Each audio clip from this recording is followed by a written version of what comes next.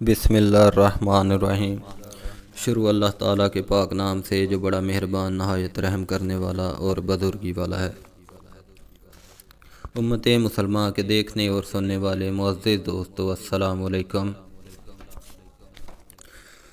فرشتے نورانی مخلوق ہیں جنہیں ان کی اصل شکل صورت میں دیکھنا انبیاء کرام علیہ السلام کے علاوہ کسی اور کے لیے ممکن نہیں، اور یہی وجہ ہے کہ ہمارے ارد گرد لاتعداد فرشتے اپنے اپنے کاموں میں مصروف ہیں، مگر ہمیں وہ دکھائی نہیں دیتے۔ اگر وہ انسانی شکل اختیار کر کے ہمارے سامنے آئیں تو پھر انہیں دیکھنا ممکن ہے۔ انسان کی نسبت فرشتے عظیم مخلوق ہیں، اور ان میں بعض چھوٹے ہیں اور بعض بڑے ہیں۔ فرشتوں میں بعض کے 2 پر ہیں اور بعض کے 600 پر۔ قرآن کریم میں اللہ پاک کا ارشاد کریم ہے، اللہ تعالیٰ ہی کے لیے وہ تمام تعریفیں ہیں جو ابتدائے زمین اور آسمانوں کا پیدا کرنے والا ہے، اور 2 3 4 پروں والے فرشتوں کا اپنا قاصد پیغمبر بنانے والا ہے۔ بعض روایات کے مطابق جبرائیل علیہ السلام کے 600 پر دیکھے گئے ہیں، اور ہر پر نے آسمان کو گھیر رکھا ہے۔ ان کے پروں سے مختلف رنگ اور قیمتی موتی بکھر رہے تھے۔ فرشتوں کے قد و قامت۔ وہ فرشتے جنہوں نے عرش کو اٹھا رکھا ہے، ان کے قد و قامت کے بارے میں حضور نبی کریم صلی اللہ علیہ وسلم کا فرمان ہے کہ مجھے ان میں سے ایک فرشتے کی قد و قامت بیان کرنے کی اجازت ملی ہے، اور اس کا وجود کتنا بڑا ہے اس کا اندازہ اس بات سے کیا جا سکتا ہے کہ اس کی کان کی لو سے کندھے تک کا درمیانیہ حصہ اتنا بڑا ہے کہ جتنی 700 سال تک کی مسافت۔ ایک حدیث میں سیدنا انس رضی اللہ تعالی عنہ سے مروی ہے کہ حضور نبی کریم صلی اللہ علیہ وسلم نے ارشاد فرمایا، عرش کو اٹھانے والے فرشتوں میں سے ایک فرشتے کے بارے میں مجھے یہ بتانے کی اجازت دی گئی ہے کہ اس کے پاؤں سب سے نچلی 7ویں زمین میں ہے اور اس کے کندھوں پر عرش ہے۔ اس کے دونوں کانوں اور کندھوں کے درمیان اتنی دوری ہے کہ اسے طے کرنے کے لیے پرندے کو 700 سال کی پرواز چاہیے۔ وہ فرشتہ کہتا ہے، یا اللہ تو پاک ہے، جہاں بھی ہے اور جہاں بھی ہو۔ فرشتوں کی ضروریات۔ اللہ تعالیٰ نے فرشتوں میں شادی بیاہ کی حاجت نہیں رکھی، اور اسی طرح انہیں کھانے پینے سے بھی بے نیاز کر دیا ہے۔ اس کی وضاحت قرآن کریم میں مصدق سیدنا ابراہیم علیہ السلام کے اس واقعہ سے ہوتی ہے، جس میں ابراہیم علیہ السلام کے پاس فرشتے آئے تو آپ علیہ السلام ان کے لیے فوراً گوشت لے کر آئے، مگر فرشتوں نے اسے تناول نہیں کیا۔ اللہ تعالیٰ نے فرشتوں کو بیماری، سستی، کاہلی، دکھ، تکلیف، تھکاوٹ وغیرہ سے محفوظ رکھا ہے، اور وہ دن رات فقط اللہ کی اطاعت میں اپنے کاموں میں مصروف رہتے۔ قرآن مجید میں ہے کہ آسمانوں اور زمین میں جو کچھ ہے اسی اللہ کا ہے، اور جو کچھ اس کے پاس فرشتے ہیں وہ اسی کی عبادت سے نہ سرکشی کرتے ہیں اور نہ تھکتے ہیں۔ وہ دن رات اللہ کی تسبیح بیان کرتے ہیں اور ذرا سی بھی سستی نہیں کرتے۔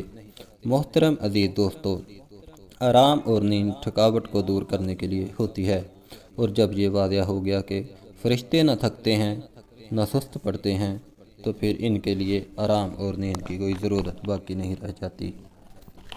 فرشتے تقریباً عام طور پر آسمانوں میں رہتے ہیں اور اللہ کے حکم سے مختلف کاموں کے لیے زمین پر اترتے ہیں اور پھر واپس آسمان پر چلے جاتے ہیں۔ قرآن مجید میں ایک اور مقام پر خود فرشتوں کی یہ بات مذکور ہے کہ ہم تیرے رب کے حکم کے بغیر نہیں اترتے۔ فرشتوں کی تعداد۔ فرشتوں کی تعداد کتنی ہے اس کے بارے میں کوئی تفصیل نہیں ملتی، کیونکہ اللہ تعالیٰ کا فرمان ہے کہ تیرے رب کے لشکروں کو اس کے سوا اور کوئی نہیں جانتا۔ بعض احادیث سے معلوم ہوتا ہے کہ فرشتوں کی تعداد بہت زیادہ ہے، بلکہ اندازہ ہوتا ہے کہ انسانوں اور جنوں سے بھی ان کی تعداد زیادہ ہے۔ سیدنا ابو ذر رضی اللہ تعالیٰ عنہ سے مروی ہے کہ اللہ کے رسول صلی اللہ علیہ وسلم نے فرمایا، آسمانوں میں کہیں 4 انگلیاں جگہ بھی ایسی نہیں جہاں کوئی نہ کوئی فرشتہ سجدہ ریز نہ ہو۔ سیدنا عبداللہ بن مسعود رضی اللہ تعالیٰ عنہ سے مروی ہے کہ اللہ تعالیٰ کے رسول صلی اللہ علیہ وسلم نے فرمایا، قیامت کے روز جہنم کو اس حال میں لایا جائے گا کہ اس کی 70 لگامیں ہوں گی اور ہر لگام کے ساتھ 70,000 فرشتے موجود ہوں گے جو اسے کھینچ کر لا رہے ہوں گے۔ فرشتوں کی ایک اور اہم خاصیت فرشتوں کی ایک اہم خاصیت یہ بھی ہے کہ وہ اللہ تعالیٰ کے حکم سے اپنی صورت و شکل کے علاوہ کوئی اور صورت اختیار کر سکتے ہیں۔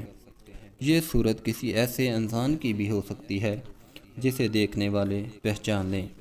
انسانوں کے علاوہ کسی اور چیز کی صورت اختیار کرنے کی فرشتوں کو طاقت ہے یا نہیں، اس کے بارے میں قرآن و سنت میں کوئی صراحت یا ذکر نہیں ملتا۔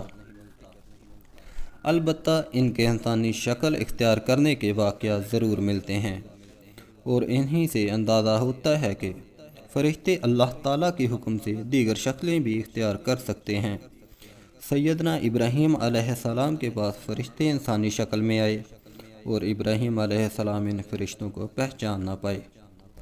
پھر فرشتوں نے بتایا تو آپ علیہ السلام کو معلوم ہوا کہ انسان نہیں ہیں بلکہ فرشتے ہیں۔ سیدنا مریم علیہ السلام کے پاس جبرائیل علیہ السلام انسانی شکل میں تشریف لائے، اور جبرائیل امین علیہ السلام سوائے 2 مرتبہ کے ہر مرتبہ نبی کریم صلی اللہ علیہ وسلم کے پاس انسانی شکل میں تشریف لائے۔ فرشتوں کی طاقت اللہ تعالیٰ نے فرشتوں کو انسانوں اور جنوں سے کئی گنا زیادہ قوت اور طاقت عطا کر رکھی ہے۔ حضور نبی کریم صلی اللہ علیہ وسلم نے جب طائف کے مقام پر وہاں کے لوگوں کو اسلام کی دعوت پیش کی تو آپ صلی اللہ علیہ وسلم پر وہاں کے لوگوں نے ظلم و جبر کی انتہا کر دی اور حضور نبی کریم صلی اللہ علیہ وسلم کو لہو لہان کر دیا۔ تو اس مقام پر سیدنا جبرائیل امین علیہ السلام تشریف لائے۔ انہوں نے آواز دی اور کہا کہ اللہ تعالیٰ حضور نبی کریم صلی اللہ علیہ وسلم کے بارے میں آپ کی قوم کی باتیں سن چکا ہے۔ جو انہوں نے آپ صلی اللہ علیہ وسلم کے خلاف اقتدام کیا وہ بھی دیکھ چکا ہے۔ آپ کے پاس اللہ تعالیٰ نے پہاڑوں کا فرشتہ بھیجا ہے۔ آپ ان لوگوں کے بارے میں جو چاہیں اس فرشتے کو حکم دیں۔ اس کے بعد پہاڑوں کا فرشتہ مخاطب ہوا، اس نے حضور نبی کریم صلی اللہ علیہ وسلم کو سلام پیش کیا اور عرض کی کہ اے اللہ کے رسول صلی اللہ علیہ وسلم، آپ جو حکم دیں گے میں اس کی تعمیل کروں گا۔ اگر آپ چاہیں تو میں دونوں طرف کے پہاڑوں کو ان پر لا کر ملا دوں جن سے یہ پس جائیں گے۔ اس طرح جبرائیل امین علیہ السلام کی قوت و طاقت کے بارے میں قرآن مجید میں ہے۔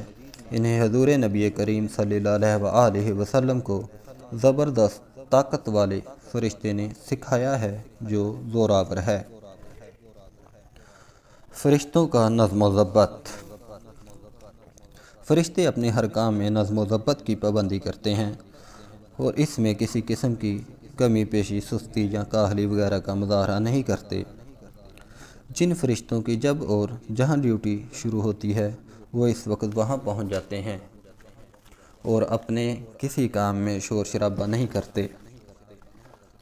فرشتوں کی موت کا بیان جس طرح انسانوں کی زندگی اور موت مختلف مراحل میں ہوتی ہے، فرشتوں کے لیے یہ مراحل نہیں ہیں، یعنی دنیا میں نئے انسان پیدا ہوتے رہتے ہیں اور پہلے والے انسان فوت ہو جاتے ہیں، لیکن ان کے برعکس جب سے اللہ تعالیٰ نے فرشتوں کو پیدا کیا ہے تب سے وہ زندہ ہیں اور قیامت قائم ہونے تک جب تک اللہ پاک چاہیں گے وہ زندہ رہیں گے، اور اللہ تعالیٰ کی طرف سے جو ذمہ داریاں ان پر عائد کی گئی ہیں وہ بہت احسن طریقے سے ادا کرتے ہیں۔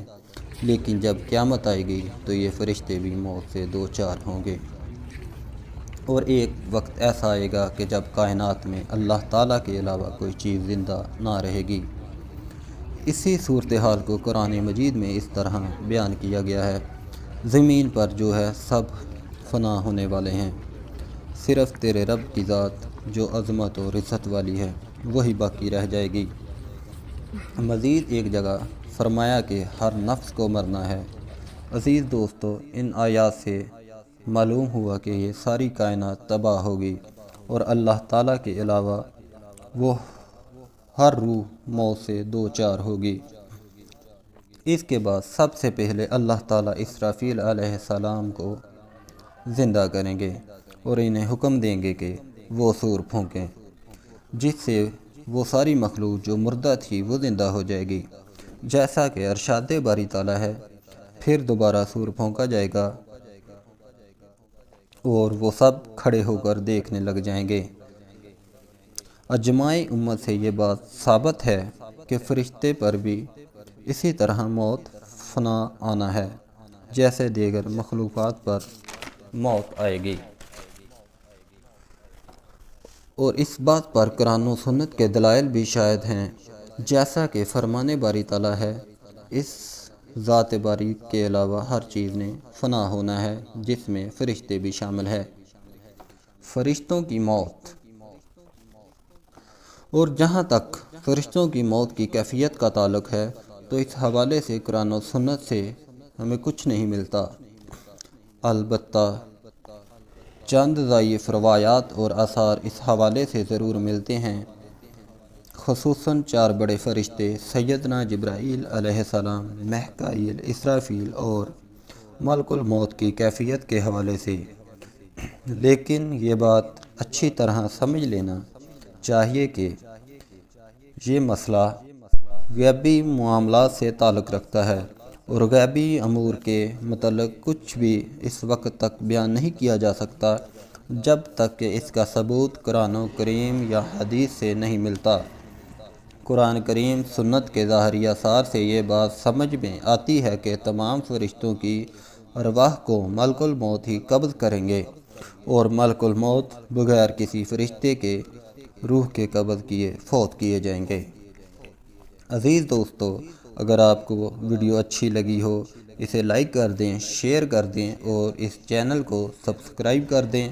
ملتے ہیں ایک اور ویڈیو میں۔ اللہ حافظ۔